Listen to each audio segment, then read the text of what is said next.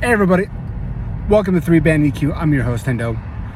So I'm going to be doing talk about two things today, giving out my hot take on both the impending tube shortage and also the DL4 Mark II release announcements by Line 6.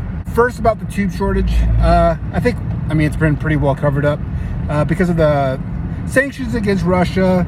The EHX Electro-Harmonics is plants in Russia has been closed indefinitely until things change. So that leaves one plant that's over in Slovakia that produced JJ tubes and they are as of, I don't think that I've heard an update, but as of right now they are already 6 months behind production backlog because of supply chain issues. If things don't change, I think my hot take in the next 3 to 5 years, amp manufacturing will move on to another platform, whether it be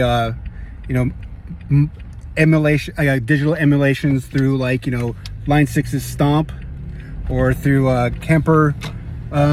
You can see smaller form factors and more affordable form factors of that amplifier.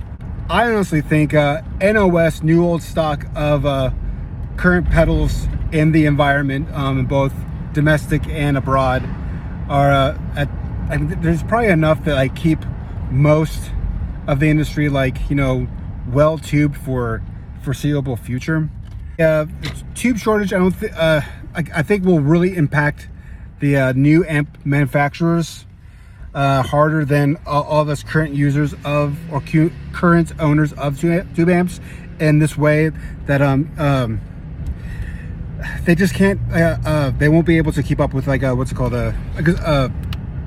with new tubes. They're going to be the highest demand for buying new tubes.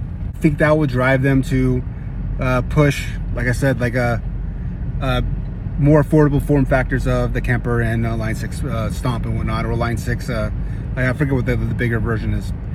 Anyways, talking about Line 6, they also announced as of today the Mark II of the classic green box DL4 digital delay sampler, tap tempo box, made famous by one of my favorite bands, Minus the Bear. The form factor is a little bit smaller. It looks like it's designed to fit on the modern day guitar player's pedal board. It looks cool. I mean, it's got a bunch of stuff in it. Looks like it's they've added a couple more features, like some shimmer and broken delay type of stuff. Go watch the Reverb announcement of a demo video. It's got the guy from the guitar player from Minus the Bear and Botch demoing it. Dude, it sucks that I've gotten to the point. Minus the Bear was a very important band to me when I was in my early 20s, and it sucks that I had to waiting for a demo or announcement for the DL4 to reinvigorate my love of that band. I've been listening to them all day today. God, it's such a great band.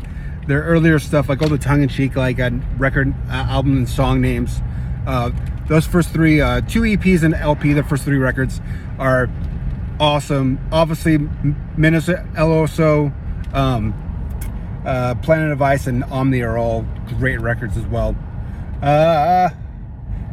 So that's my hot take. The tube shortage is gonna be a real thing. It's gonna push the amp manufacturing system to rapidly move towards amp simulation and emulation technology, which is gonna be good for us because you'll probably see a form factor of the Kemper, but other than being $2,000 to $3,000, you'll probably see something a little bit smaller and probably the same cost as a new tube amp, which is $2,000 or $3,000 nowadays. But I don't know, we'll see what happens. But I really think that's going to happen. But for all of us current amp owners, I really think the NOS supply of tubes and the supply chain right now is such that I don't think I'll have to change any tubes anytime soon, or when I do, it won't affect me. I'll still be able to go in and buy tubes just for a little more expensive than they were earlier this year. But again, I mean, everything's already gotten more expensive as it is, but we'll see what happens. But again, dude, the DL4 looks dope. I'm listening to Minus the Bear on a regular basis again. That's a good thing. And yeah, I'm not changing my tubes anytime soon, whether they're acting funny or not.